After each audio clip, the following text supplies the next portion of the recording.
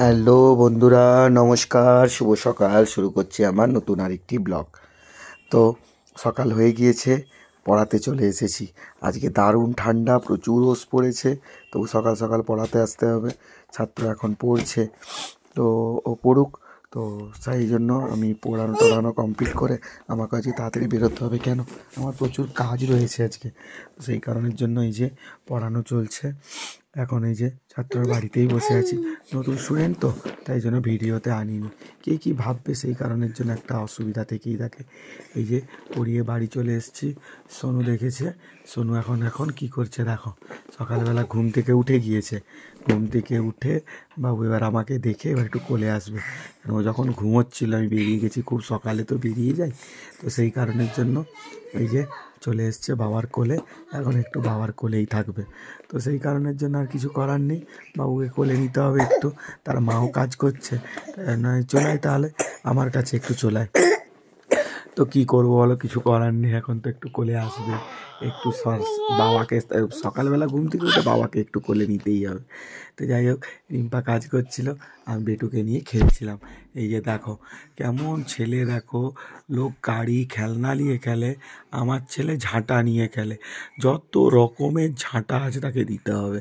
এই তার মা ঝাঁটায়, সেটি দেখে দেখে শিখেছে, দিয়ে এখন করে কি বলো তো, এই যে ঝাঁটবে, দেখছো কেমন ঝাঁট দিচ্ছে, আর খুব সুন্দরভাবে ঝাঁট দেয় তার মা, যেমনভাবে দিবে। গিয়েই দেখো, এই দেখো কেমন এগিয়ে যাচ্ছে, দেখো এগিয়ে গিয়ে আবার ওখানে ঝাঁট দেবে, আবার ওখানে কিছুক্ষণ ঝাঁট দেওয়ার পরে, তো এই দেখো আবার ওই দিকে চলে যাবে, ওই দিকে গিয়ে আবার কিছুক্ষণ ঝাঁট দেবে। তো কিছু করার নেই, যাই হোক এইভাবেই চলবে সারাদিন। আমিও স্নান টান করবো, প্রচুর ঠান্ডা লাগছে, তাই জন্য একটু দেরি করে ভাবছি স্নানটা করব। কাজ ছিল, যে কাজে বেরিয়ে যেতে হবে। তো এই যে কাজকর্ম সেরে দুপুরবেলায় বাড়ি ফিরে গেছি। আজকে মেনুতে দেখছি খুবই সাদামাটা রান্না, ডাল হয়েছে, মাছের বাটি হয়েছে, আর আচার, আর আলু ভাতে। তো যাই হোক, এই দিয়েই আজকে দুপুরে খাওয়া দাওয়া সারলাম।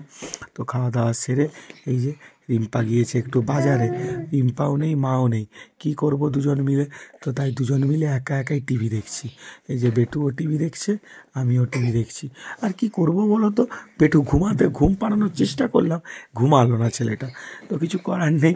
যাই হোক দুজন মিলে খবর দেখছি দেশ বিদেশের, বেটুও খবর দেখতে ব্যস্ত, আমিও খবর দেখতে ব্যস্ত।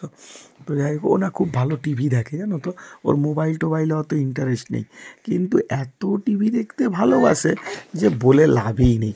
তো যাই হোক, দুজনে মিলে টিভি দেখা হচ্ছে, আমার এখনও আবার পড়ানো রয়েছে, বিকালেই পড়তে আসবে সবাই। তো এই যে দুজনে মিলে টিভি দেখে নিই, রিম্পা এলে আমি রেডি হব, দিলে ওরা সবাই পড়তে আসবে, ওদেরকে পড়াতে বসতে হবে, তারপর আবার রীতিমতো কাজে যেতে হবে।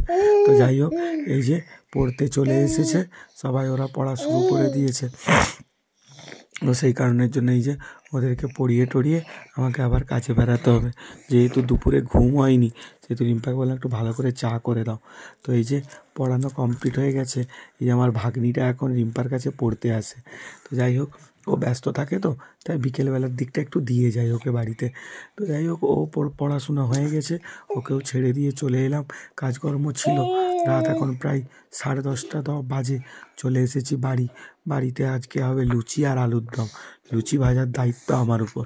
তো যাই হোক, এই যে লুচি ভাজা চলছে, লুচি টুচি ভেজে তাড়াতাড়ি খেয়ে দে শুতে হবে, শরীর আর চলছে না, সারাদিনের প্রচুর পরিশ্রম গেছে। তো যাই হোক, ভিডিওটি কেমন লাগলো অবশ্যই জানিও, আর চ্যানেলটি ভালো লাগলে সাবস্ক্রাইব করে দিও, আর যারা ফেসবুক থেকে দেখছো ফলো করে দিও। ওকে, টাটা।